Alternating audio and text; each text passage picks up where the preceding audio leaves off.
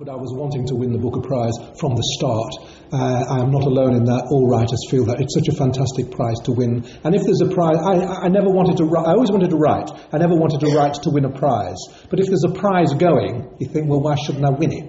Particularly if other people are winning it. I was beginning to look as though I would be the novelist that never ever won the Booker Prize. Not for me to say the best novelist and never to have won the Booker Prize, just someone who was never going to win it. And I really think I wasn't going to. And I was truly flabbergasted, therefore.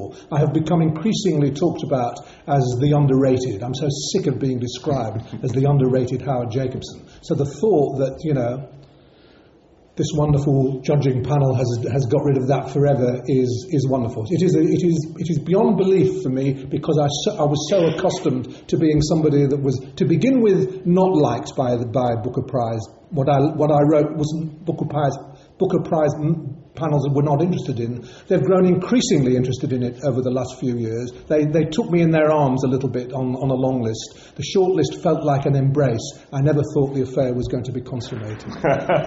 Is my jacket bulging with my prizes? It's probably the saddest novel I've written, because I'm getting older and sadder things are happening. And I lost several very close friends, 3 very close friends, in the course of writing this novel. The novel is dedicated to them, and these things get to you. What I've wanted to do, though, is to feel that I can go on writing an entertaining novel, even as the light deepens and darkens. And this does become a very dark novel. It became a much darker novel than I thought I was writing. Well, I call myself the Jewish Jane Austen to begin with, because I was sick of people calling me the English Philip Roth. I was born out of it. So I call myself the Jewish Jane Austen, whereupon some American writer who heard me talking in America said, no, you're actually both. You are the love child. You are what happened when Philip Roth and Jane Austen slept together.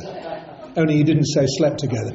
The picture of Jane Austen in Philip Roth's arms is one it's hard to forget, but I'm their love child anyway. I think I was the calmest person here. I truly did not think I had a child. I can't tell you why. It's partly because I've been responsibly brought up by a mother who said, never believe you're going to win anything. I've just rung her up this second. She is still alive in Manchester, and I could hear festivity in the family and sounds I've never heard before. The family celebrating a victory. We kind of don't do victories. I even feel I've spoilt something. A, ruined my own street cred, and B, spoilt the tone of the family. As soon as Andrew stood up to talk, my heart started to beat, and then as he started to describe the novel, the one, I thought, this is sounding like me. No, but that's Peter Carey. No, that's Andrea.